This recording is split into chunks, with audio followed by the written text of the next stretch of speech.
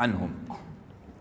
Saya akan mulai ikhwah. Abu Bakar ini beliau berada atau berasal dari suku yang masyhur, ya. Suku beliau adalah suku Taim, ya, dari kabilah yang masyhur di Arab, termasuk suku yang banyak memimpin peperangan, suku-suku yang banyak orang-orang yang pintar di situ, orang-orang yang kaya, suku yang punya peradaban yang bagus. Kabilah Taim bin Murrah bin Ka'ab ini, ya, mereka juga dulu waktu di Mekah di zaman jahiliyah khusus mengurus masalah diat. Diat ini apa namanya, denda, ya, upeti yang harus dibayar kalau ada pelanggaran-pelanggaran. Maka semua orang Mekah kalau melanggar, membunuh orang misalnya atau melanggar satu peraturan di Mekah, mereka membayar ke sukunya Abu Bakar, ya, suku Taim ini, lalu mereka lah yang membayarkan kepada keluarga yang tertimpa musibah. Dan Abu Bakar ini adalah kepala suku Taim. Jadi memang dia bukan orang biasa ini. Kepala suku itu, suku Taim yang terkenal tadi. Nama Abu Bakar sebenarnya adalah Abdullah. Namanya adalah Abdullah. Ya, jadi ini Abu Bakar sebenarnya yang terkenal, ya.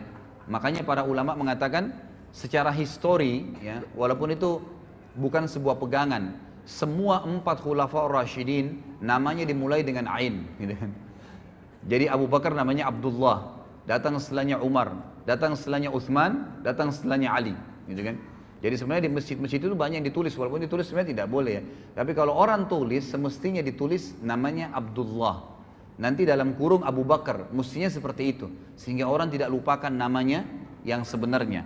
Namanya ada Abdullah bin Abi Kuhafa.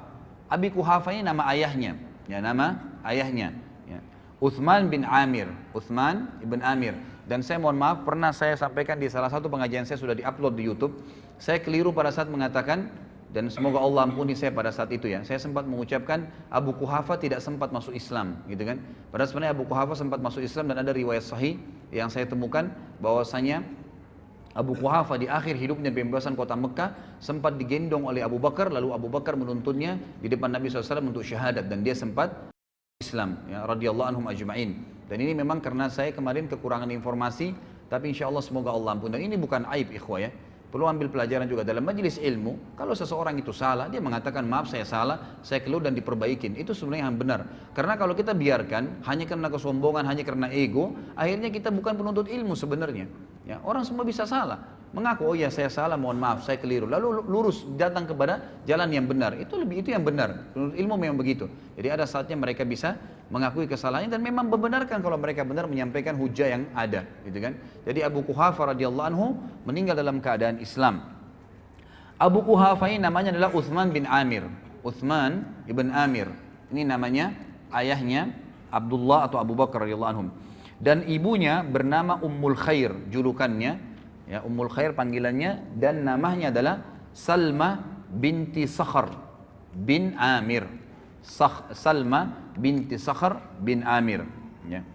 Sebelum masuk Islam, Abu Bakar ini namanya adalah Abdul Ka'bah. Abdul Ka'bah, pernah dipanggil Abdul, jadi hambanya Ka'bah, gitu kan. Ini ada alasannya, gitu kan.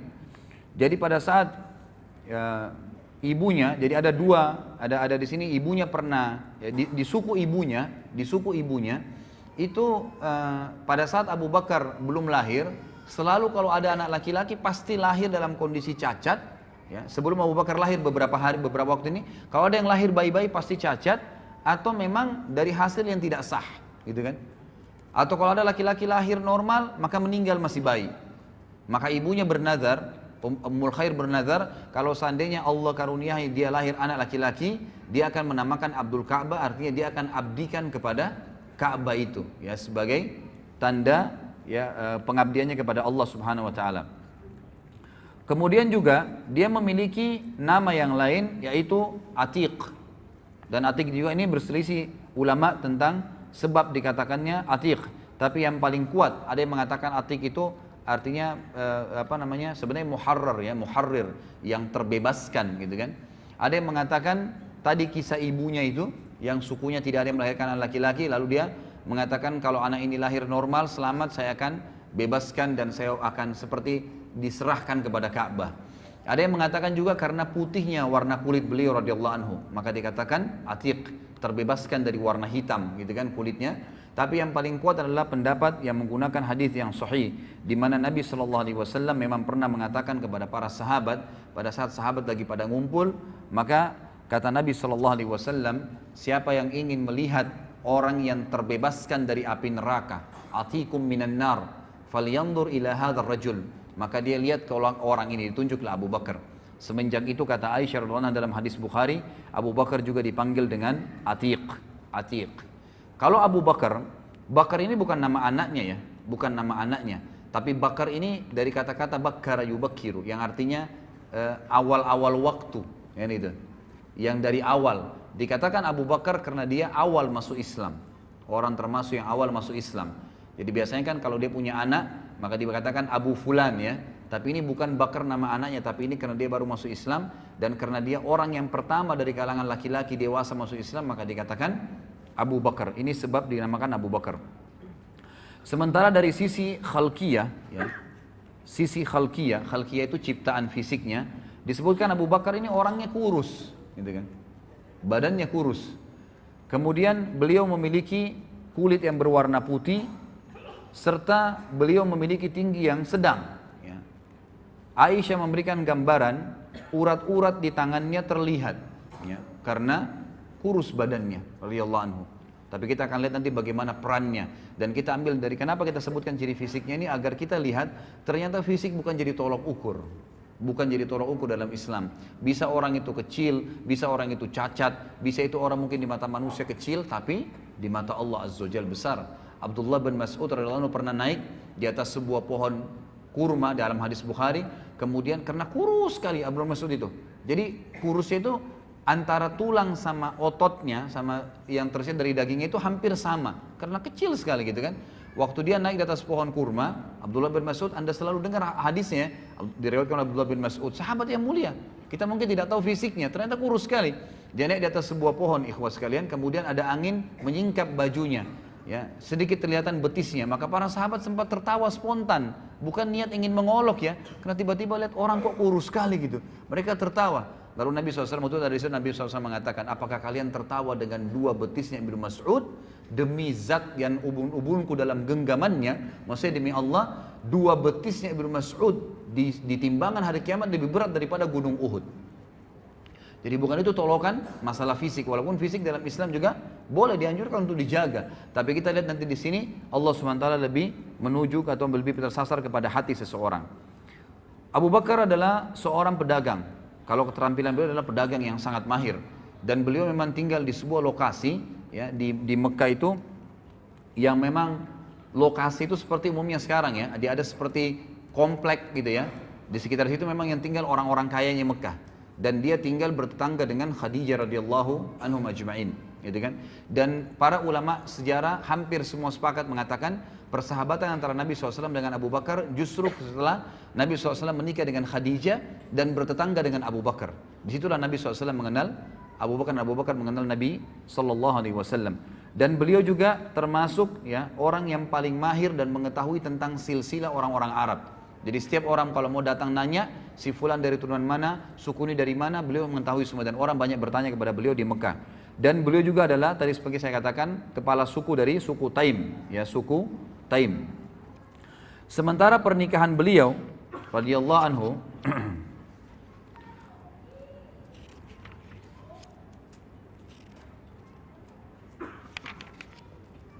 pernikahan Abu Bakar radhiyallahu anhu itu ada dua wanita yang dinikahi di masa jahiliyah dan ada dua yang dinikahi di dalam Islam, gitu kan? Tapi semuanya masuk Islam, semuanya masuk Islam, termasuk yang dua dari Mekah. Yang pertama dinikahi oleh beliau adalah Qutailah binti Abdul Uzza, dan sempat melahirkan dua anak. Dari Qutailah ini lahir dua anak yang bernama Abdullah dan Asma.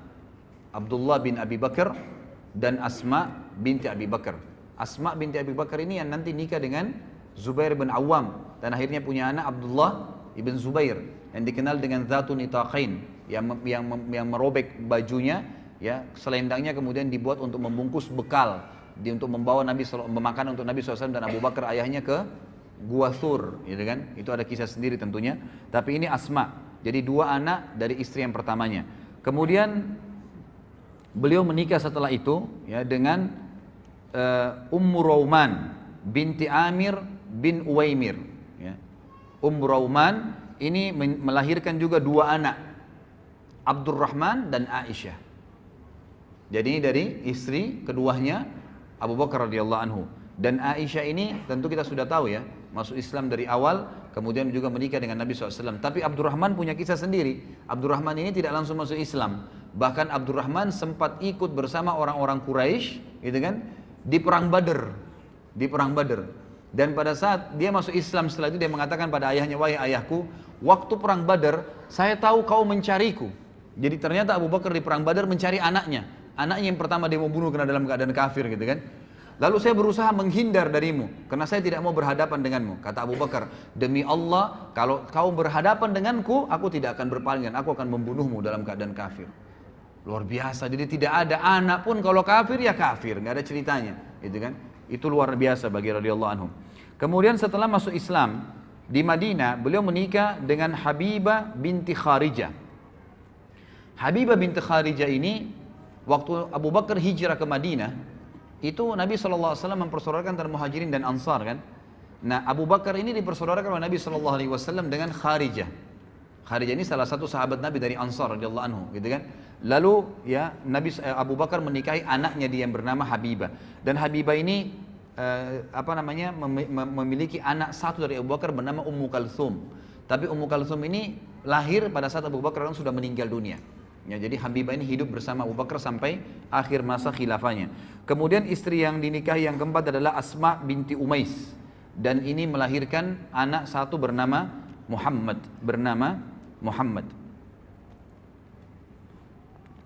Sekarang kita masuk kepada julukan. Ya. Kenapa beliau diberikan Siddiq?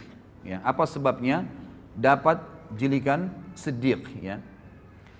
Di sini khilaf diantara ahli sejarah tentang masalah julukan Siddiqnya. Tapi umumnya ya dikatakan bahwasanya Siddiq ini disebabkan karena beberapa kejadian bersama Nabi SAW. Yang pertama sekali adalah pada saat Nabi SAW mengajaknya masuk Islam, kemudian menceritakan kepadanya kisah Gua Hira, datangnya Jibril dalam poster asli sebagaimana dalam hadis Bukhari. Ya, bahwasanya Nabi SAW berkata, ya pada saat saya turun dari Gua Hira menuju ke rumah saya, maka Jibril dengar suara dari langit mengatakan, wahai Muhammad, anta Rasulullah wa ana Jibril. Lalu Nabi SAW katakan, saya angkatkan kepala saya ke langit, di sana saya lihat badan Jibril memenuhi langit, ke timur, ke barat, ke utara, ke selatan, dan Jibril memiliki 600 ekor sayap, gitu kan? Yang kalau satu sayapnya dikebaskan bumi ini maka akan hancur bumi ini. Tapi pada saat itu Nabi SAW menyampaikan kepada Khadijah, Khadijah percaya. Maka orang yang pertama masuk Islam wanita adalah Khadijah. Lalu orang kedua yang diceritakan adalah Abu Bakar. Dan Abu Bakar pada saat itu, begitu Nabi SAW selesai mengucapkan, langsung dia bilang, apa tuntunanmu hai Muhammad? Asyhadu an la ilaha illallah wa asyhadu anna Muhammadar Rasulullah. Langsung syahadat pada saat itu. Tidak ada keraguan sedikit pun. Langsung. Bayangkan ya, orang menceritakan tentang malaikat yang pada saat itu tidak ada sama sekali. Sekarang saja dengan teknologi canggih, orang kalau bukan dengan iman tidak percaya, apalagi zaman itu. Tapi di sini Abu Bakar tidak ragu sedikit pun. Dan ini adalah bukti yang sangat nyata, ya, kata para ulama tentang wajarnya beliau mendapatkan julukan Siddiq. Karena Siddiq itu artinya adalah mempercayai informasi yang datang dari Allah dan Rasulnya, dan yang kedua mengamalkannya. Kita mulai misalnya dari poin pertama. Jadi ada dua bukti nyata Siddiq itu harus ada pada diri seseorang, mempercayai semua apa yang disampaikan oleh Allah dan Rasulnya, sebagaimana sabda Nabi SAW di dalam hadis yang sahih, ma da'autu ahadan ilal islami illa kanat indahu kabwa wa nazar wa taraddad illa ma kana min Abi Bakr bin Abi Kuhafa ma aqamah hina zakartuhu lahu wa ma taraddada fi. Tidak ada seorang pun yang aku tawarkan Islam kecuali kadang-kadang masih ada pertanyaannya, kadang-kadang masih ada pertimbangannya, kadang-kadang masih ragu, kecuali Abu Bakar. Jadi di sini pertanyaan juga wajar. Khadijah waktu diceritain tentang Gua Hira masih bertanya, gitu kan? Yang lain masih bertanya. Ada orang masih mempertimbangkan, besoknya baru datang syahadat, lusanya baru datang syahadat, gitu kan? Atau orang yang menolak, ragu, kecuali Abu Bakar bin Abi Kuhafa. Maka dia tidak menunggu sedetik pun, sesaat pun. Pada saat aku tawarkan Islam dan aku tentang gua Hira, dia langsung mengikuti dan mengimaninya. Ini berarti ciri siddiq yang pertama. Artinya kalau antum mau jadi orang siddiq, harus antum yakin Allah dan Rasulnya ada dan benar, serta itu jadikan patokan hidup. Yang kedua, ya, kata para ulama, patokan utama orang menjadi siddiq yang Abu Bakar tunjukkan adalah tadbiq al-haq wa nashrihi. Kalau tadi yang pertama adalah sidqu Allah wa Rasuluh. Jadi mempraktekkan kebenaran yang telah Allah dan Rasulnya sampaikan dan menyebarkannya. Buktinya Abu Bakar radhiyallahu anhu pada saat beliau pertama masuk Islam, baru syahadat nih. Dengarin cerita dari Nabi SAW. Baru kalau kita sekarang mungkin ikut pengajian lah. Apa yang beliau lakukan? Pulang ke rumahnya duduk-duduk, nunggu berita. Dari Nabi SAW belum pulang ke rumahnya langsung nyebarin Islam. Kayak antum dari pengajian langsung ketemu teman, telepon. Tadi saya dari pengajian, tadi dibahas masalah ini, tadi ada hadis ini, diceritain. Habis telepon teman yang satu, telepon lagi teman yang satu, mungkin 10-20 teman diteleponin sama dia, diceritain. Pernah gak antum berpikir begitu dari pengajian? Gitu kan? Kadang-kadang akhirnya ngomongnya yang lain, tidak disebarkan. Maka Abu Bakar apa? Setelah syahadat dengan Nabi SAW, detik itu juga langsung menebarkan Islam. Dan ikhwas sekalian, dari 10 orang yang dijamin masuk surga, 6 orang, berarti 7 dengan Abu Bakar ya. Jadi cuma 3 orang yang bukan. 6 orang masuk Islam di tangannya Abu Bakar. Jadi masuk surga nih, gitu kan? Tangan masuk di tangannya beliau. Yang pertama adalah Uthman bin Affan. Nanti pada saat kita bahas Uthman bin Affan, berapa banyak pahalanya Uthman bin Affan ini. Luar biasa, nanti fadilahnya kita akan sebutkan. Dan masuk Islam di tangan Abu Bakar berarti semua perbuatan Uthman diambil pahalanya oleh Abu Bakar. Kemudian Abdurrahman bin Auf. Siapa yang tidak kenal kisahnya luar biasa. Nanti akan kita bahas juga kisahnya. Luar biasa perannya dalam Islam. Dan ini orang-orang yang terpercaya sampai ditunjuk oleh Nabi SAW. Abu Bakar di surga, Umar di surga, Uthman di surga, Abdurrahman bin Auf di surga. Ditunjuk gitu kan, karena perilakunya. Kemudian Talha bin Ubaidillah juga termasuk yang masuk surga. Kemudian Sa'ad ibn Abi Waqqas yang masuk surga. Az-Zubair bin Awam yang masuk surga. Abu Ubaidah bin Jarrah yang mati syahid di perang Mu'tah, gitu kan, juga masuk Islam di tangan Abu Bakar radhiyallahu anhu. Ini luar biasa nih. Dan kata ahli sejarah yang lebih luar biasa lagi, Abu Bakar ini seorang pedagang. Dan orang pedagang ini, gitu kan, dia tidak pernah, dia selalu khawatir. Misal gini, antum lagi coba pertemukan gini, kasus sederhana aja. Antum lagi dagang, lagi ramai pedagang datang, gitu kan. Apa pembeli, mohon maaf, pembeli lagi ramai datang ke toko Anda. Kemudian azan. Apa kira-kira antum lakukan? Berani nggak antum bilang, maaf ya sudah azan, habis sholat, tutup. Ada pembeli 10, masing-masing mau beli 1 juta. 10 juta masuk duit. Kira-kira bisa nggak? Hah? Ini contoh kecil saja. Ya. Jadi kalau pada saat azan tiba, berhenti, maaf ya, sudah azan, saya mau berhenti, tutup. Ikhwah, saya temukan ada orang di Makassar lakukan itu. Ada satu supir angkot ikhwas sekalian, terkenal kisahnya di Makassar. Itu kalau dia lagi jalan, yang biasa supir angkot kita tahu semoga Allah berikan hidayah, kadang-kadang ugal-ugalan, ini enggak rapi kalau di jalan gitu kan. Ternyata dia sering ikut pengajian, taklim, pengajian sunnah di Makassar diikutin sama dia. Maka pada saat dia nak jalan nih, azan duhur nih, dia bilang maaf Bapak Ibu sekalian, azan saya mau sholat di masjid, yang mau ikut sholat silakan, yang tidak mau nggak usah bayar, silakan cari mobil lain. Parkir. Yang ikut sholat, dia dapat pahala orang yang sholat. Ada yang turun, mungkin ada yang ngoceh segala, dibiarin sama dia. Pokoknya sholat. Subhanallah, keluar dari masjid, penuh lagi mobilnya. Ini orang yang sidq. Benar, Allah dulu, yang lainnya urusan ke belakang. Gak ada masalah. Seperti itu contohnya ya. Abu Bakar ini seorang pedagang ikhwas sekalian. Dan pada saat dia syahadat, artinya dia mengkufuri semua Tuhannya orang-orang Mekah yang pada saat itu disembah. Dan konsumen dia terbesar adalah orang-orang Mekah. Dia tidak pernah takut kehilangan konsumennya, gitu kan? Tetap dia buktikan dan dia iklankan kalau dia sudah syahadat. Kemudian juga Abu Bakar tidak pernah ragu dalam hal-hal menginfakkan hartanya di jalan Allah Subhanahu wa taala. Tidak pernah ragu sedikit pun. Dan nanti akan kita berikan banyak contoh-contoh di antara membebaskan budak-budak. Abu Bakar juga nanti akan punya berhubungan dengan masalah Isra Mi'raj. Abu Bakar juga punya ya dipukuli orang-orang Quraisy dan banyak sekali yang berhubungan dengan masalah halal yang kita jelaskan nanti. Baik, saya akan sebutkan sekarang ikhwah keutamaan Abu Bakar radhiyallahu anhu dan keunggulannya. Keutamaan beliau radhiyallahu anhu dibandingkan bukan cuma kita, dibandingkan para sahabat-sahabat juga yang lain, kan? Dikatakan dalam hadis Yang pertama adalah riwayat Imam Bukhari dalam kitab Fadailus Sahaba dari Abu Sa'id Al-Khudri radhiyallahu anhu, ia berkata Rasulullah SAW bersabda, inna min amannin nasi alayya fi suhbatihi wa malihi Aba Bakar, walau kuntu muttakhidan khalilan ghaira rabbi lattakhadtu Aba Bakar, walakin ukhuwatul islami wa mawaddatuh la yabqayanna fil masjid babun illa sudda illa babu Abi Bakar. Sesungguhnya orang yang paling berjasa kepadaku, ikhwah ini yang bicara kiai dan guru kita dan Nabi kita Muhammad sallallahu alaihi wasallam. Dia mengatakan apa? Sesungguhnya orang yang paling berjasa kepadaku dengan persahabatan dan hartanya adalah Abu Bakar, yang oleh orang-orang Syiah dikafirkan. Di mana Nabi sallallahu alaihi wasallam, perhatikan bedanya antara perkataan Nabi SAW dengan orang-orang Syiah. Kata Nabi SAW, sesungguhnya orang yang paling berjasa kepadaku dengan persahabatan dan hartanya adalah Abu Bakar. Seandainya aku boleh mengangkat seorang kekasih, aku boleh mencintai orang berlebihan, ya, selain Tuhanku, niscaya aku akan memilih Abu Bakar sebagai khalil, kekasih pilihanku. Akan tetapi yang dibolehkan dalam Islam adalah persaudaraan. Ini di halaman 118 ya, yang pegang bukunya. Dan kasih sayang tidak tersisa, tidak boleh. Ini akhir hadis ini disebutkan pada tahun ya 10 Hijriah. Setelah Nabi SAW pulang dari Haji Wada.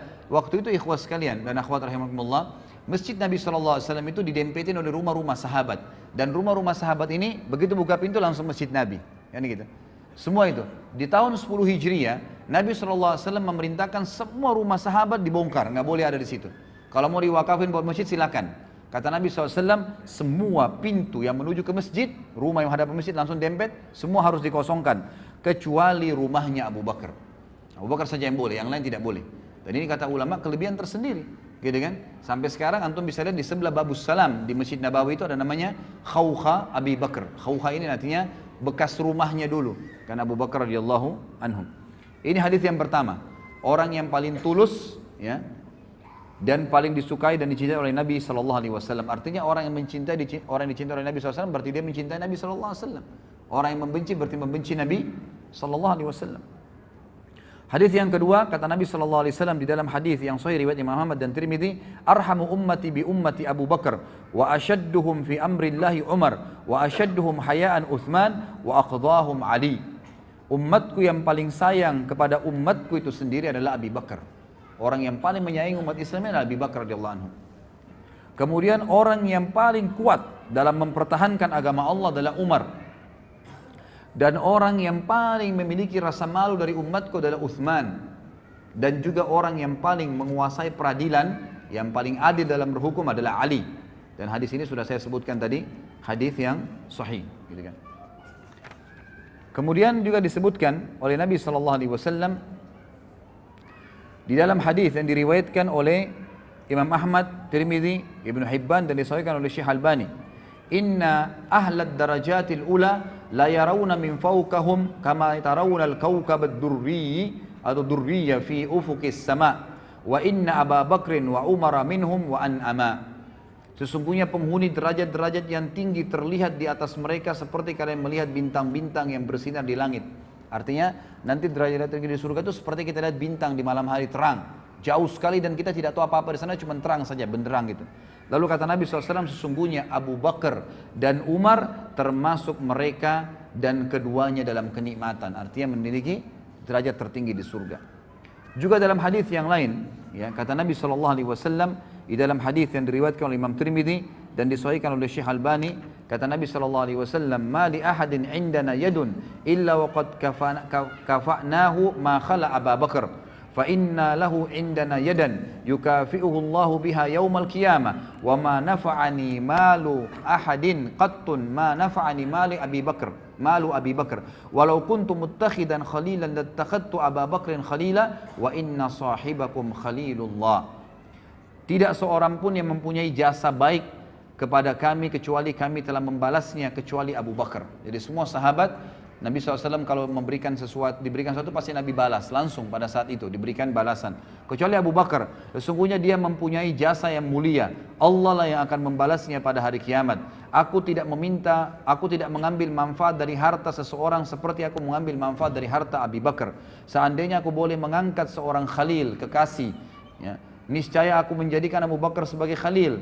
Dan sesungguhnya sahabat kalian ini adalah khalilullah. Sesungguhnya sahabat kalian, maksudnya Nabi SAW ini, sesungguhnya saya, kata Nabi, adalah kekasihnya Allah Subhanahu wa Ta'ala. Kemudian juga kata Nabi SAW di dalam hadis yang sahih diriwayatkan atau disebutkan oleh Syekh Albani dengan sanad yang sahih dari Jabir bin Abdullah radhiyallahu anhu bahwasanya Rasulullah SAW bersabda, Abu Bakar wa Umar min hadzal dini kamanzilatis sam'i wal basari minar ra's. Abu Bakar dan Umar dalam agama ini kedudukannya seperti pendengaran dan penglihatan bagi kepala. Abu Bakar dan Umar bagi umat ini kedudukannya seperti pendengaran dan penglihatan bagi umat ini. Kita bisa tahu ya, kita bisa bayangkan kalau pendengaran dan penglihatan, artinya Nabi SAW membahasakan, ini bahasa kiasan. Siapa yang mau penglihatannya benar, pendengarannya benar, ikuti Abu Bakar dan Umar. Selesai. Ya, itu maknanya.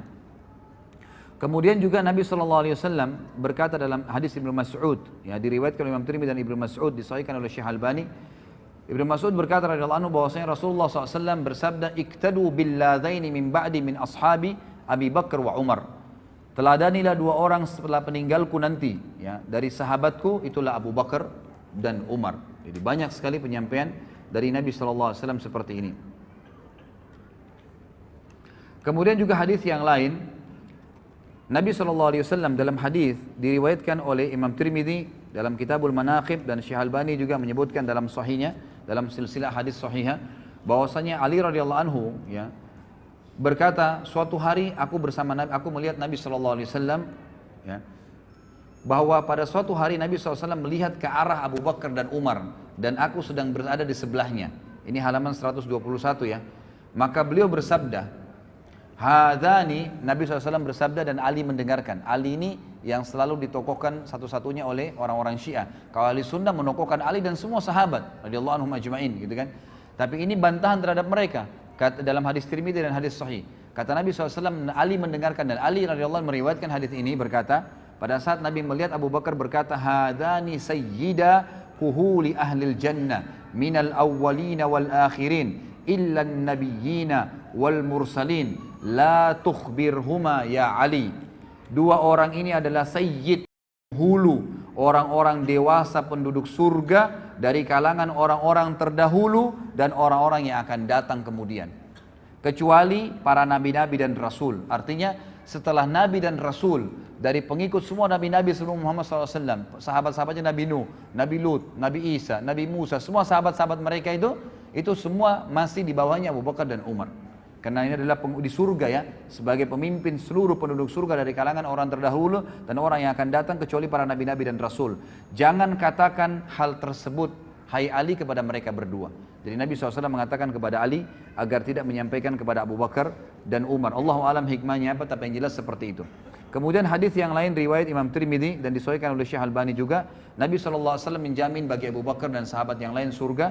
Beliau bersabda, dari Abdurrahman ibn Auf, beliau mengatakan, aku mendengarkan Nabi SAW bersabda, Abu Bakar fil jannah, wa Umaru fil jannah, wa Uthmanu fil jannah, wa Aliyun fil jannah, wa Talhatu fil jannah, wa Zubairu fil jannah, wa Abdurrahman ibn Auf fil jannah, wa Sa'ad bin Abi Waqqas fil jannah, wa Sa'id bin Zaid fil jannah, wa Abu Ubaidah fil jannah. Abu Bakar di surga, Umar di surga, Uthman di surga, ini jaminan semua, ya. Ali di surga, Talha di surga, Zubair di surga, Abdurrahman ibn Auf di surga, Sa'ad bin Waqqas di surga, Sa'id bin Zaid di surga, dan Abu Ubaidah bin Jarrah di surga.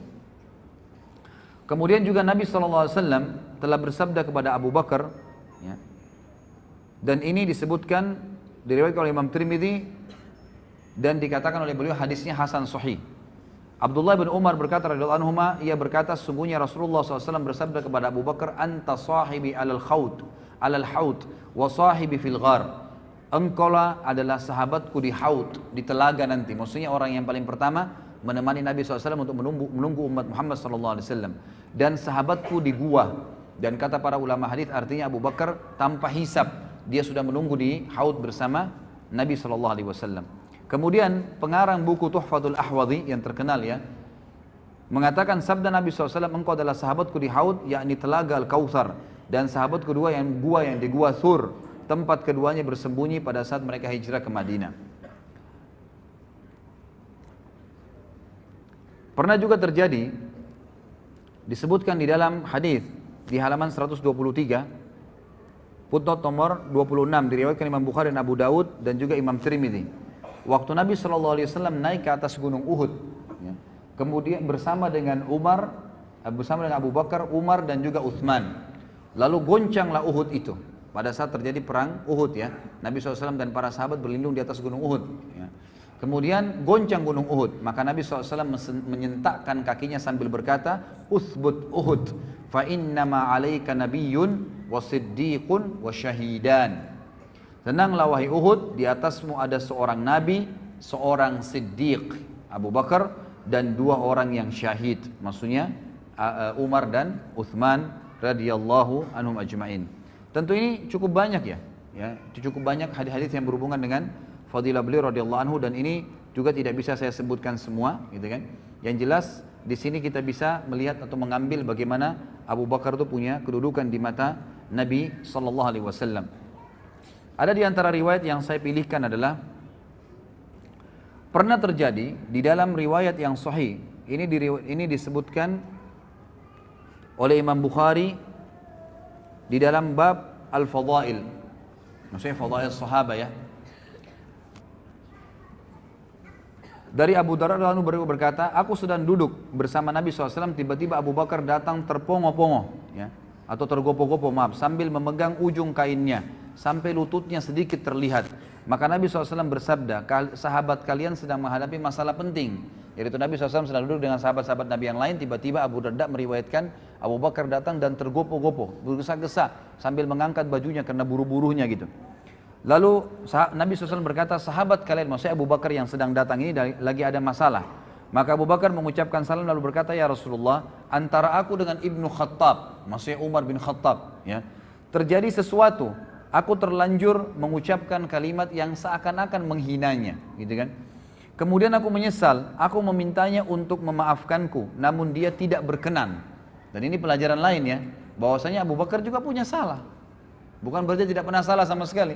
Tapi Abu Bakar dengan siddiqnya, seperti yang saya ucapkan ikhwan, salah, oh iya maaf saya salah, maafin, lalu tinggalkan. Bukan berarti memelihara kesalahan itu. Lalu dia mengatakan, saya minta maaf kepada Umar, tapi Umar tidak berkenan memaafkan, maksudnya masih jengkel gitu ya. Maka aku datang ke sini, maka Rasulullah SAW bersabda dalam hadis Bukhari ini, yaghfirullahu laka ya Abu Bakar, pasti Allah sudah ampuni kamu wahai Abu Bakar. Nabi SAW mengulangi 3 kali kalimat tersebut. Kemudian Umar menyesal, dia datang ke rumah Abu Bakar dan bertanya, apakah Abu Bakar ada di sini? Keluarganya menjawab, tidak. Maka Umar datang kepada Nabi SAW, sementara wajah Nabi SAW berubah karena marah kepada Umar.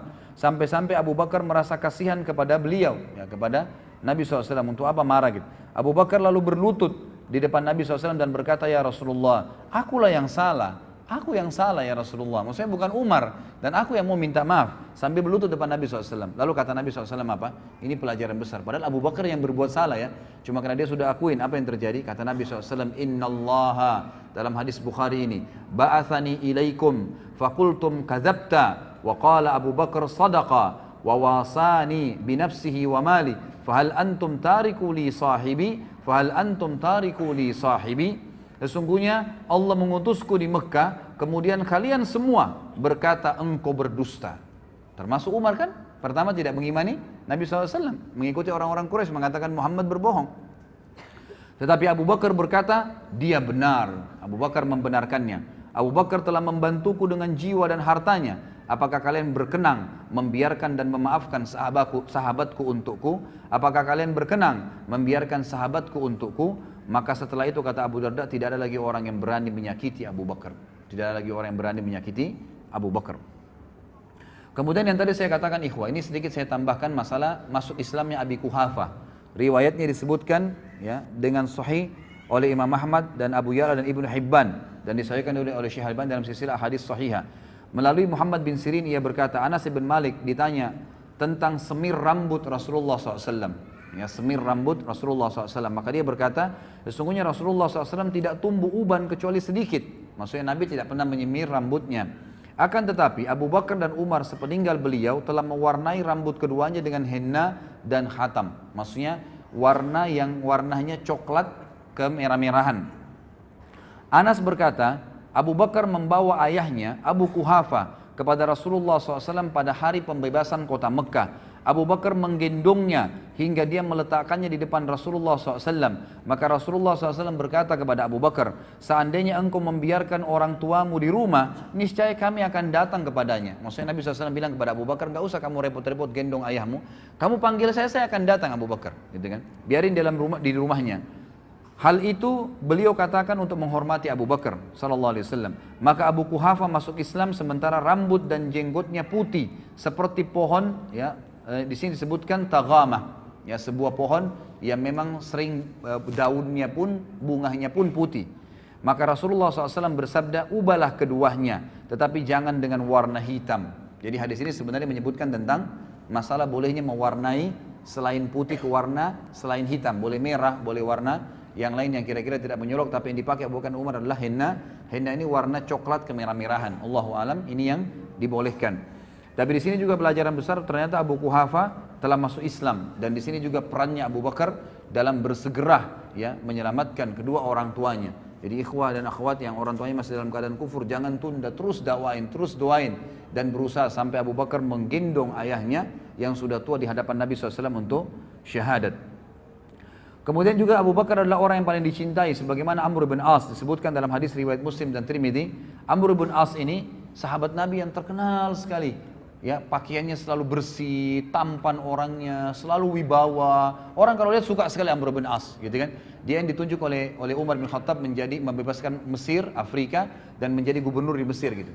Amr bin As ini, saking setiap ketemu dengan Nabi SAW, ikhwah, selalu Nabi ajak ngomong, selalu ngobrol. Jadi Amr bin As ini mengira dialah orang yang paling dicintai. Dan ini termasuk bahasan dalam akhlak Nabi SAW. Nabi selalu bermuamalah dengan orang, siapapun sama semua, gitu, sama semua. Sampai orang itu mengira dia orang yang paling dicintai. Amr bin As dengan bangga berkata, ya Rasulullah, aku ingin bertanya pada anda, depan sahabat-sahabat yang lain nih. Dia pikir karena selama ini muamalahnya Nabi khusus gitu sama dia. Lalu dia bilang, siapa orang yang paling anda cintai ya Rasulullah? Kata Nabi SAW, Aisyah, ya, istrinya. Lalu kata sahabat, kata Amr bin As, bukan ya Rasulullah, laki-laki maksud saya, gitu kan. Langsung kata Nabi SAW, ayahnya, maksudnya Abu Bakar. Jadi di sini Amr bin As sempat terkagetkan, dia pikir dialah selama ini orang yang paling dicintai oleh Nabi SAW. Abu Bakar, ikhwah, satu-satunya orang yang mendapatkan jaminan akan masuk dari 8 pintu surga dan akan dipanggil namanya hari kiamat dan didengar oleh seluruh orang. Sebagaimana disebutkan di dalam hadis riwayat Imam Bukhari dan Muslim. Kata Nabi SAW dari Abu Hurairah radhiyallahu anhu, man anfaqa zawjaini min syai'in minal asya'i fi sabilillah du'iya min abwabil jannah. Ya Abdullah hadza khair. Wa man kana min ahli salati du'iya min babis salah. Wa man kana min ahli jihadi du'iya min babil jihad. Wa man kana min ahli sadaqah du'iya min babis sadaqah. Wa man kana min ahli siyami du'iya min babis siyam wa babir rayyan. Ya. Jadi di sini dikatakan barang siapa yang menginfakkan sepasang harta. Maksudnya di sini adalah dia menginfakkan dirham dan dinar, gitu kan? Seperti itu, atau 2 hewan jantan dan betina. Dari segala sesuatu di jalan Allah, dia dipanggil dari pintu-pintu surga. Wahai hamba Allah, ini adalah kebaikan. Barang siapa yang termasuk orang-orang yang mendirikan solat, maka dia dipanggil dari pintu solat. Siapa yang berjihad, dipanggil dari pintu jihad. Siapa yang bersedekah, dipanggil dari pintu sedekah. Barang siapa yang termasuk, ya, orang-orang yang berpuasa, dipanggil dari pintu puasa. Dan itu namanya pintu rayyan. Ya. Artinya gini ikhwan, semua pintu itu nanti sesuai dengan amal-amal ibadahnya orang. Ada orang yang punya di setiap pintu istana, dia bisa datangin kapan saja kalau dia mengerjakan jenis-jenis ibadah ini. Kata Abu Bakar, ya Rasulullah, adakah orang yang dipanggil dari semua pintu itu, semua dia bisa dapat di surga? Enggak ada pintu yang tidak dipanggil, gitu kan? Maka kata Nabi SAW, ya, dan aku berharap engkaulah orangnya. Engkaulah orangnya. Jadi ini pernyataan yang jelas, ya, bagaimana Abu Bakar radhiyallahu anhu ditunjuk oleh Nabi SAW termasuk orang yang dipanggil dari 8 pintu tersebut. Ada banyak orang tidak menyadari, ikhwas sekalian, bahwasanya hidup, ya, yang paling baik adalah mencintai Nabi SAW. mencintai Nabi sallallahu alaihi wasallam. Dan tidak ada orang ikhwah yang mencintai Nabi SAW melebihi Abu Bakar. Tidak ada orang yang mencintai melebihi Abu Bakar. Ada kisah ikhwah panjang sekali, saya ringkaskan begini. Pada saat Abu Bakar, ya, pada saat Nabi SAW sedang tawaf, dan hadis ini disebutkan oleh Ibnu Hajar dalam Bidayah wan Nihayah, dan rawi-rawinya semua thiqat, dan Al-Haythami juga menyebutkan dalam Majma', dan juga rawi-rawinya semua dikatakan oleh Bazzar thiqat, dan Bazzar menukil riwayat ini sepanjang, selengkapnya semua, dan ini hadis sahih. Suatu hari Nabi SAW sedang tawaf di Ka'bah, kemudian tiba-tiba Nabi SAW dikeroyokin oleh orang-orang Quraisy.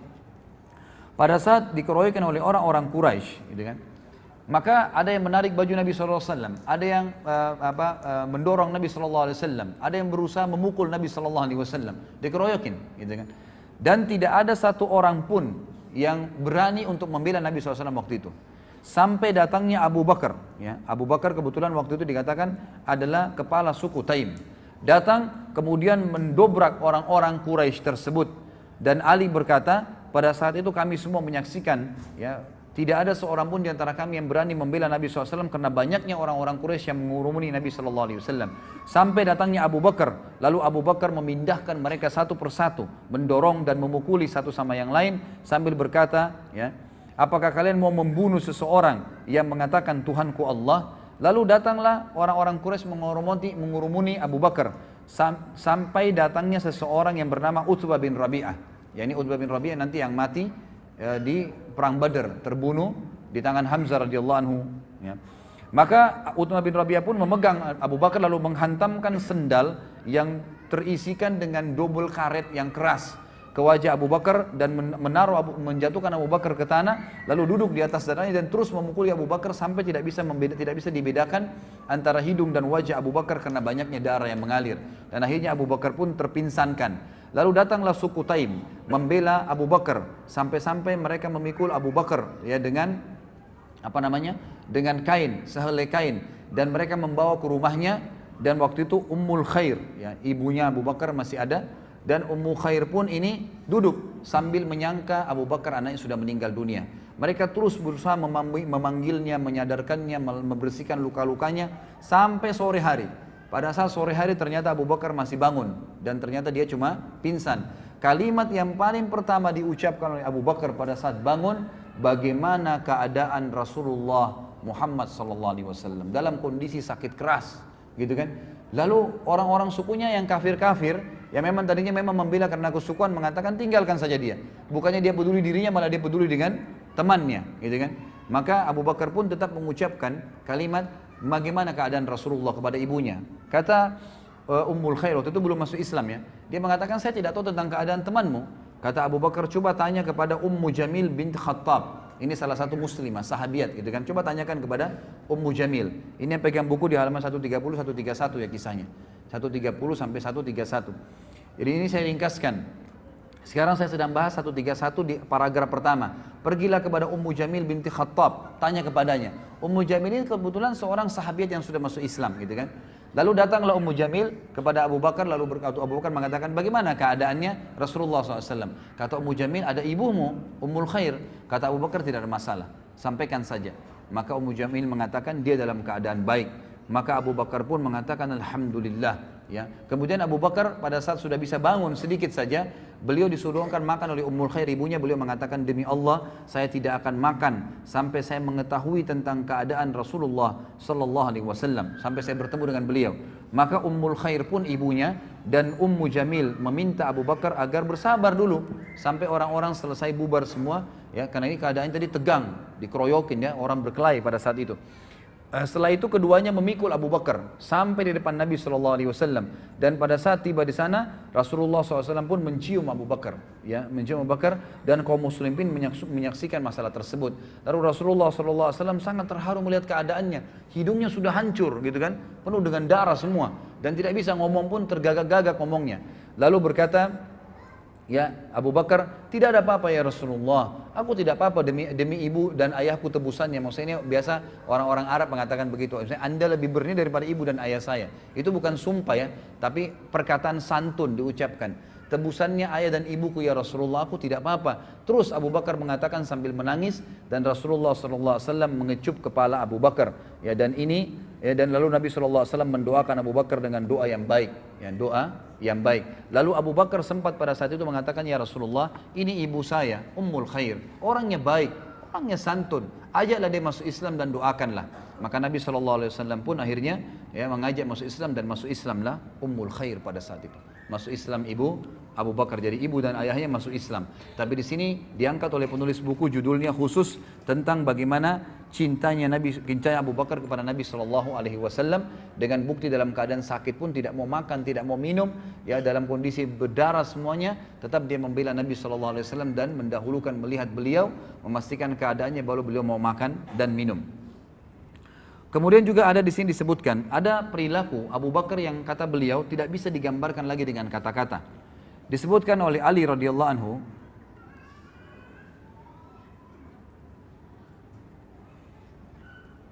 riwayat ini disebutkan dalam Tarikh Khulafa halaman 37.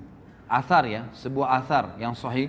Ali radhiyallahu anhu berkata, sungguh aku telah melihat Rasulullah SAW dikerumuni oleh orang-orang Quraisy. Sebagian mendorong beliau dan sebagian lagi mengoyak-ngoyak badan beliau. Mereka berkata, engkaulah orang yang menjadikan Tuhan-Tuhan yang banyak menjadi Tuhan yang satu.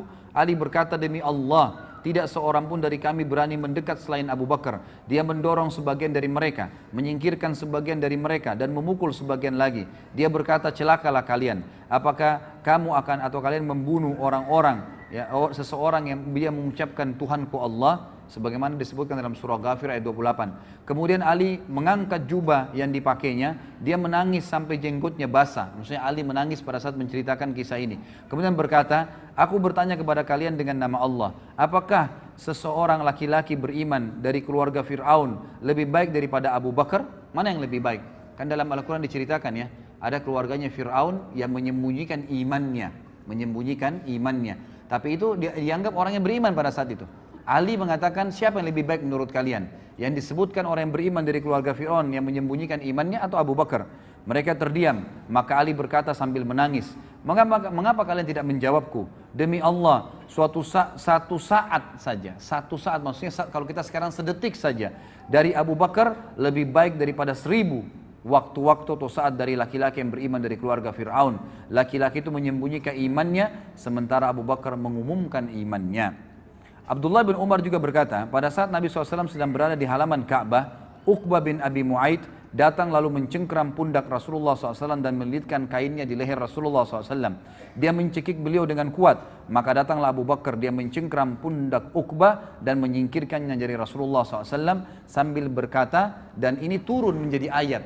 Perkataan Abu Bakar turun menjadi ayat. Surah Ghafir ayat 28, A'udzu billahi minasyaitonir rajim, ataqtuluna rajulan ay yaqula rabbi Allah wa qad ja'akum bil bayyinati min rabbikum. Apakah kalian mau membunuh seorang laki-laki yang berkata Rabbku adalah Allah, padahal sungguh dia telah datang kepadamu dengan bukti-bukti yang nyata dari Rabb kalian. Di sini juga penulis mengatakan tidak pantas bagiku membuka rahasia Rasulullah SAW. Jadi ada sebuah kasus terjadi waktu Hafsah binti Umar. Tahu Hafsah siapa ya? Siapa Hafsah? Hah? Siapa? Istri Umar. Istri Rasulullah SAW, anaknya Umar. Ya. Hafsah binti Umar, salah satu ummahatil mu'minin, itu janda dia. Waktu suaminya meninggal, namanya Khunais ibn Huzafa As-Sahmi. Ini salah satu sahabat yang mulia dari Madinah ya, yang meninggal dunia, wafat di Madinah pada saat itu. Dia dari Mekah tapi meninggal di Madinah. Lalu Umar berkata, mohon maaf tadi sebelumnya riwayat yang saya katakan kisah tentang Abdullah bin Umar menceritakan itu, turunnya surah Ghafir ayat 28 itu footnote-nya diriwayatkan Imam Bukhari ya. Kemudian yang sekarang ini adalah kisah Hafsah binti Umar. Waktu meninggal suaminya, Khunais bin Huzafa As-Sahmi, maka Umar berkata, aku menemui Uthman bin Affan dan aku menawarkan kepadanya untuk menikahi Hafsah. Dan dia menjawab, aku akan fikirkan. Beberapa malam kemudian Uthman datang menemuiku dan berkata, saat ini aku belum niat untuk menikah lagi. Jadi di sini kita ambil pelajaran ikhwah, Umar bin Khattab nanti kita bahas di masa hidupnya beliau. Beliau juga sangat faham dan beliau menjalankan bahwasanya orang soleh itu, kesolehannya bisa terwariskan kepada anak turunannya. Ya, jadi bisa mewariskan kepada anak keturunannya. Dan ini dilakukan, ini difahami oleh para sahabat sehingga mereka saling menikahkan satu sama yang lain.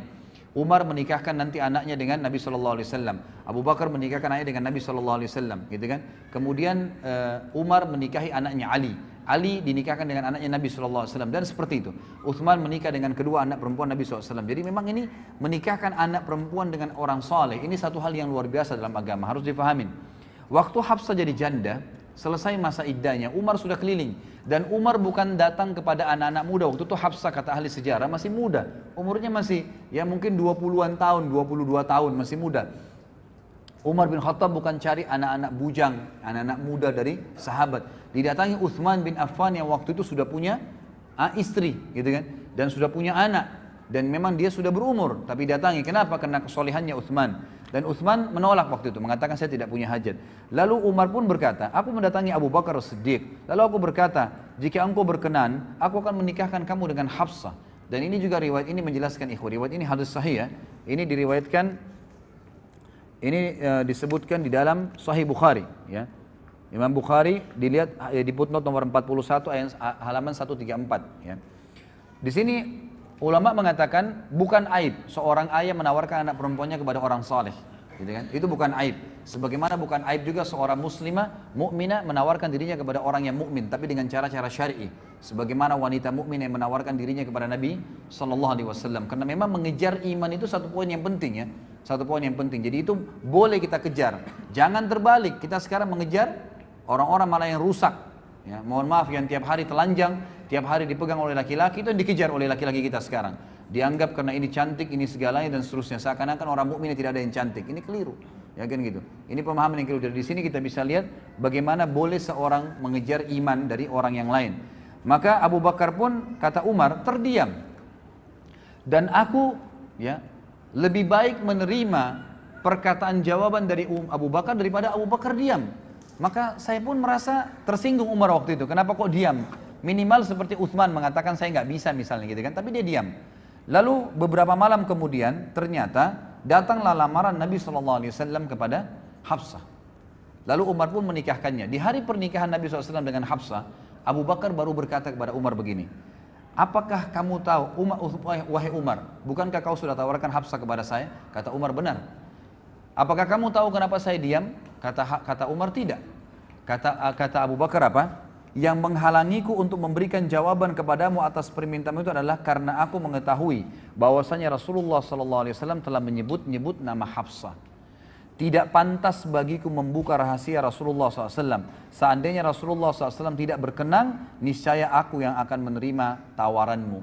Jadi di sini jelas Abu Bakar radhiyallahu anhu bukan tidak mau menikahi Hafsah, tapi tidak mau mendahului Nabi SAW karena Nabi sempat menyebutkan namanya Hafsah pada saat meninggal. Nabi tidak bilang saya akan nikahi Hafsah, tidak.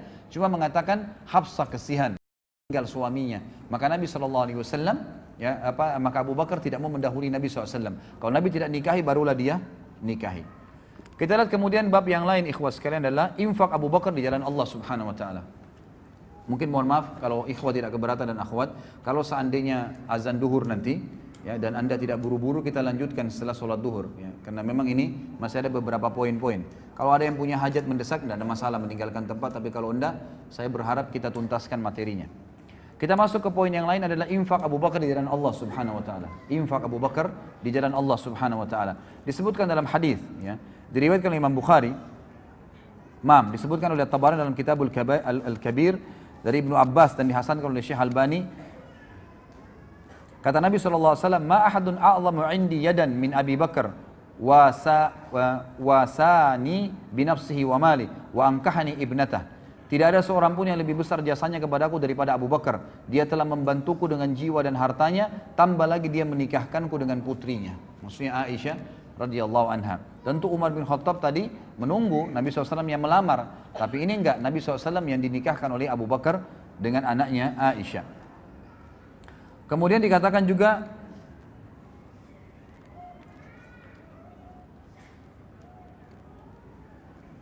firman Allah Subhanahu wa taala di dalam surah Al-Lail ayat 17 sampai 21 disepakati oleh para ulama, mayoritas ahli tafsir, ya, sebagaimana Imam Qurtubi menukilnya, mengatakan ayat ini turun kepada Abu Bakar radhiyallahu anhu dan ini merupakan keutamaan untuk beliau. Turun firman Allah Al-Lail 17 sampai 21 bunyinya a'udzubillahi minasyaitonirrajim wa sayujannabuhal atqa alladhi yu'ti malahu yatazakka wa ma li ahadin indahu min ni'matin tujza illa ibtigha'a wajhi rabbihil a'la wa la sawfa yarda. Dan akan dijauhkan darinya neraka, maksudnya Abu Bakar khusus sendiri, orang yang paling bertakwa di kalangan sahabat Muhammad yang menginfakkan hartanya jalan Allah untuk membersihkan dirinya dan tidak ada seorang pun memberikan suatu nikmat pahalanya yang harus dibalasnya, tapi dia memberikan semata-mata karena mencari wajah Allah yang maha tinggi dan niscaya kelak dia pasti akan mendapatkan kesenangan atas balasan tersebut. Umar bin Khattab juga mengatakan di dalam hadis riwayat Abu Daud di halaman 137 bahwasanya pada saat Nabi SAW memerintahkan sedekah, maka aku mengumpulkan hartaku dan hari ini dia berkata aku coba mendahului Abu Bakar karena selama ini Abu Bakar selalu mendahuluiku, maka aku pun membawa setengah hartaku. Pada saat aku tiba di sisi Nabi SAW, aku menemukan Abu Bakar sudah datang, gitu kan? Lalu aku mengatakan, ya Rasulullah, ini setengah hartaku, aku infakkan di jalan Allah. Kata Nabi SAW, baik yang kamu lakukan, tapi Abu Bakar telah mengalahkanmu. Maka Umar berkata, apa yang Abu Bakar keluarkan ya Rasulullah? Kata Nabi SAW, Abu Bakar membawa seluruh hartanya. Lalu Umar berkata, apa yang ditinggalkan untuk keluarganya? Ya. Kata Nabi SAW, dia telah menjawabku dan mengatakan, aku meninggalkan Allah dan Rasulnya. Ya, dari riwayat ini menjelaskan Abu Bakar itu kalau berinfak tidak pernah menghitung-hitung ya. Dalam arti kata apa yang sedang ada di tangan. Misal gini, antum lagi datang penawaran untuk bantuan. Ini cirinya Abu Bakar ya. Misal kita mau nyumbang sesuatu. Pada saat datang permintaan, ya, misalnya fakir miskin minta sesuatu, tolong bantu saya belum makan, saya butuh 10.000 rupiah, bisa disebutin. Maka 10.000 itu dikasih langsung.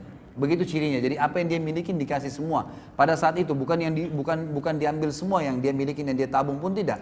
Di rumahnya, dimanapun, tapi yang dia siapkan pada saat itu langsung dikasih semua oleh Abu Bakar, itu cirinya, gitu kan. Jadi ada kesalahpahaman kadang-kadang dengan ikhwah, seakan-akan Abu Bakar menghabiskan semua, karena disebutkan dalam beberapa riwayat yang lain yang sahih, Abu Bakar masih punya kebun-kebun, punya pendapatan-pendapatan dari penjualan, gitu kan, yang ada. Jadi bukan seluruh harta diambil, dijual pun semua kebunnya, enggak.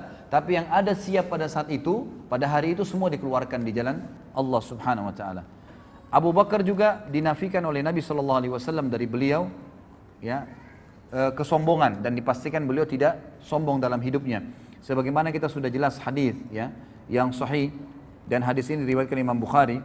Abdullah bin Umar berkata radhiyallahu anhu bahwasanya Rasulullah SAW bersabda, man jarra thawbahu khuyala lam yandurillahu ilaihi yaumal qiyamah. Siapa yang menjulurkan pakaiannya karena sombong, niscaya Allah tidak akan melihat kepadanya pada hari kiamat.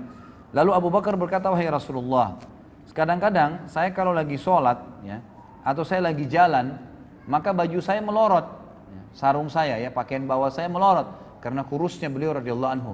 Maka Nabi SAW mengatakan, memastikan innaka lasta tasna'u dzalika khuyala. Sesungguhnya engkau tidak termasuk orang yang melakukan karena kesombongan. Jadi dalil ini memang sahih riwayat Bukhari, tapi banyak orang salah faham ikhwah dan akhwat sekalian. Mereka mengatakan tidak ada, ini menandakan orang kalau isbal celananya atau pakainya di bawah mata kaki, nggak apa-apa, yang penting tidak sombong.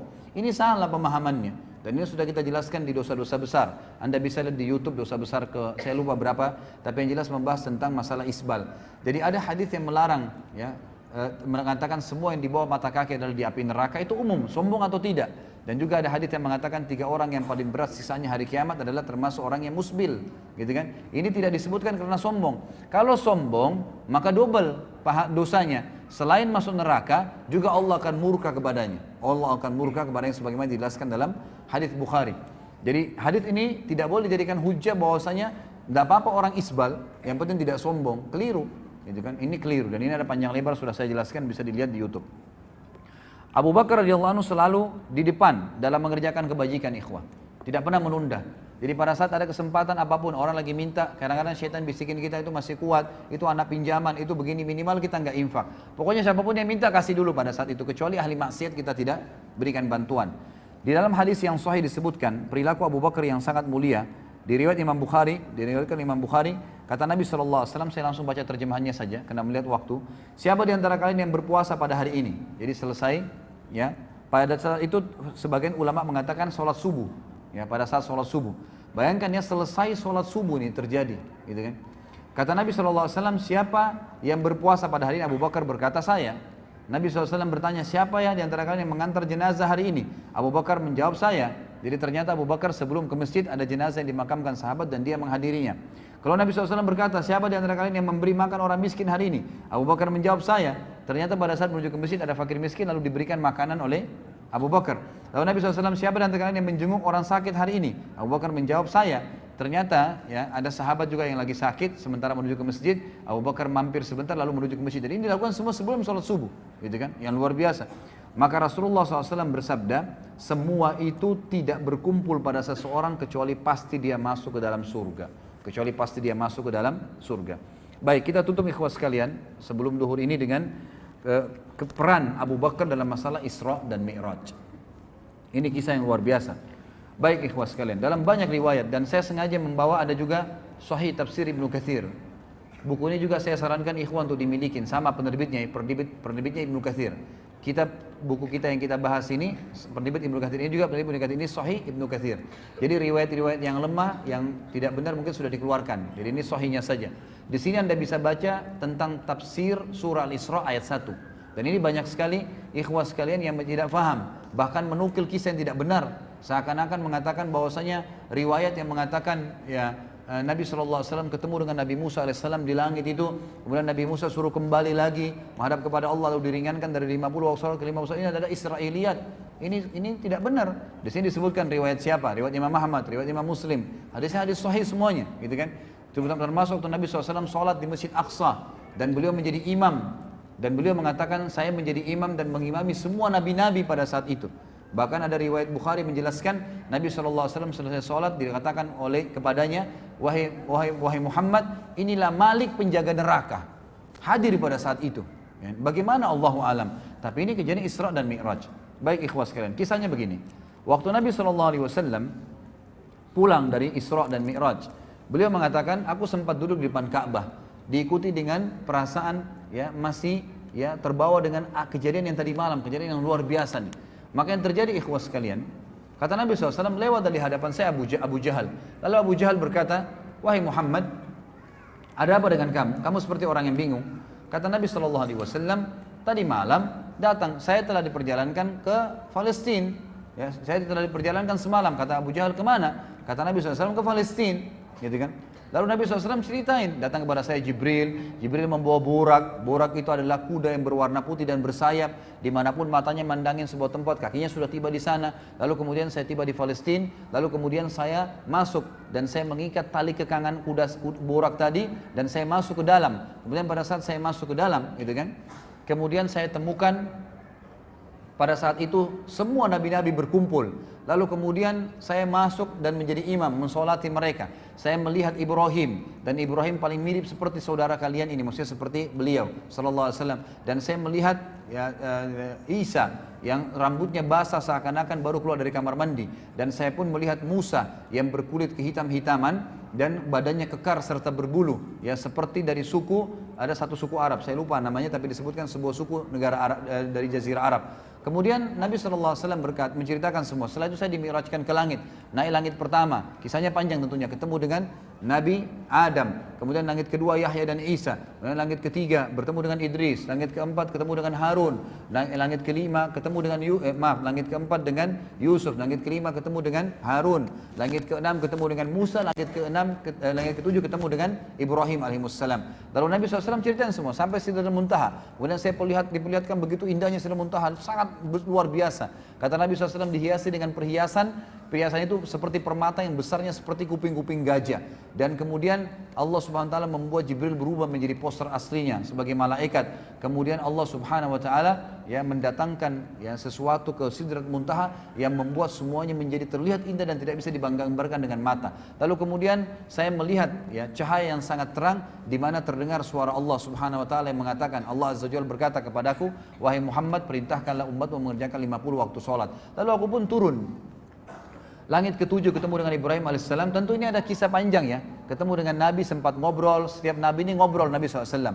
Diberikan salam, didoakan. Begitu terus sampai langit ketujuh gitu kan.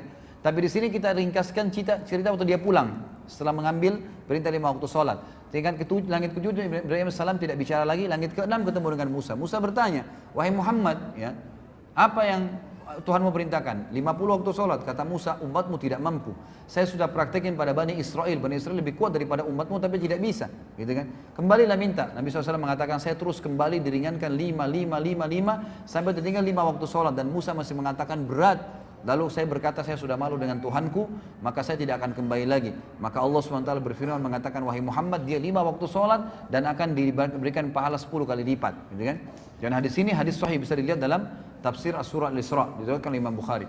Maka ikhwas sekalian, kata Nabi SAW, saya pun kemudian kembali ke Palestina, kemudian saya kembali lagi ke Mekah. Dan di tengah jalan saya melihat kafilah Quraisy yang sedang jalan dan mereka kehilangan unta. Lalu saya mengatakan, unta kalian di sana, ya di satu tempat. Lalu mereka mengikuti suaraku lalu mendapatkannya. Kemudian saya kembali ke Mekah.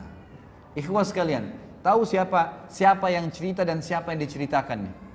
Nabi Muhammad SAW cerita kepada siapa? Abu Jahal. Ini bukan Abu Bakar, bukan Umar, bukan sahabat yang sudah beriman.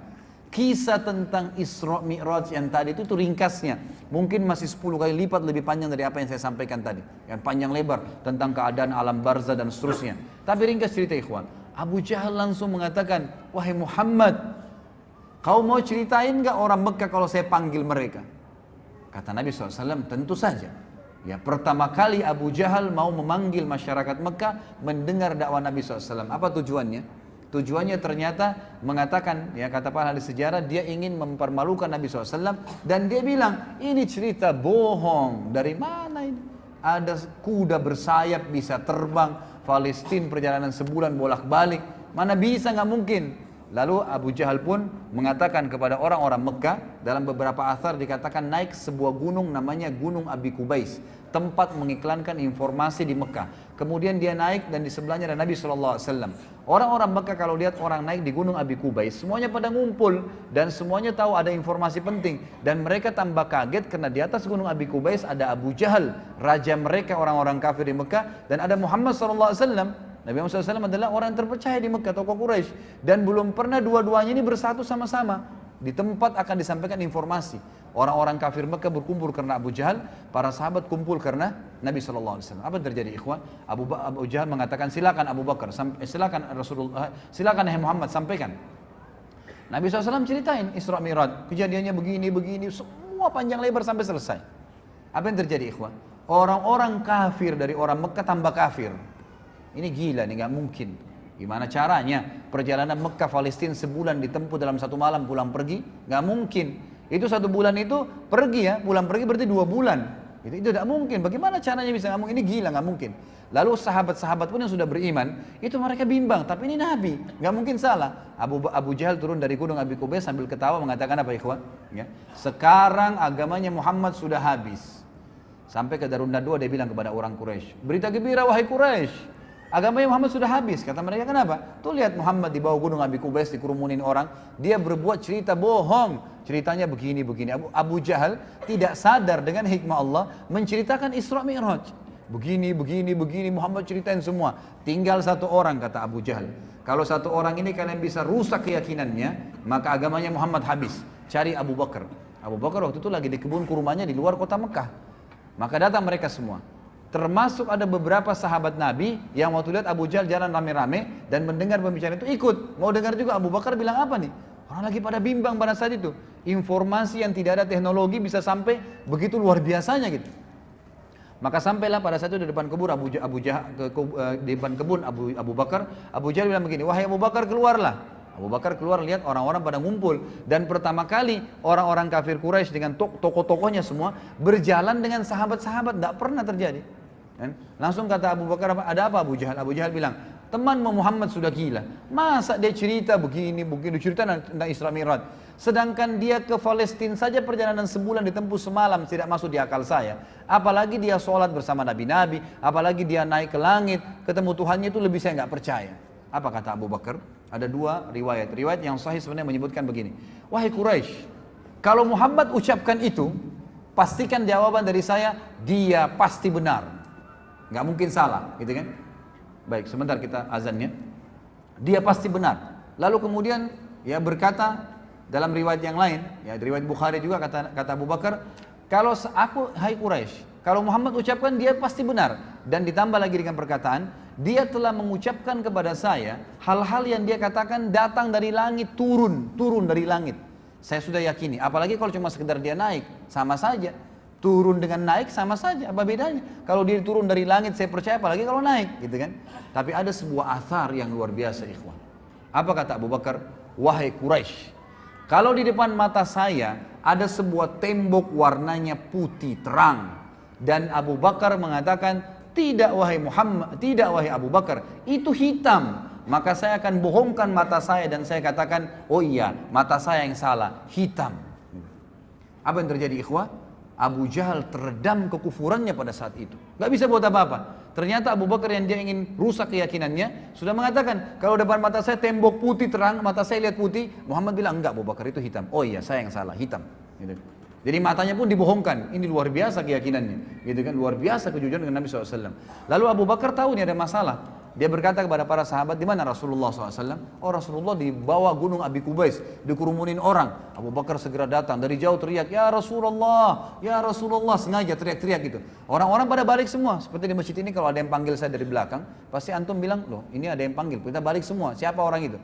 Jadi Abu Bakar sengaja, dan orang-orang dengar nih. Pada saat Abu Bakar sambil jalan mendekati Nabi SAW, beliau mengatakan, Abu Jahal telah cerita kepada saya, lalu Abu Bakar menceritakan Isra Mi'raj lengkap. Jadi makin nyebar beritanya. Terus sampai depan Nabi SAW, lalu kata Abu Bakar apa?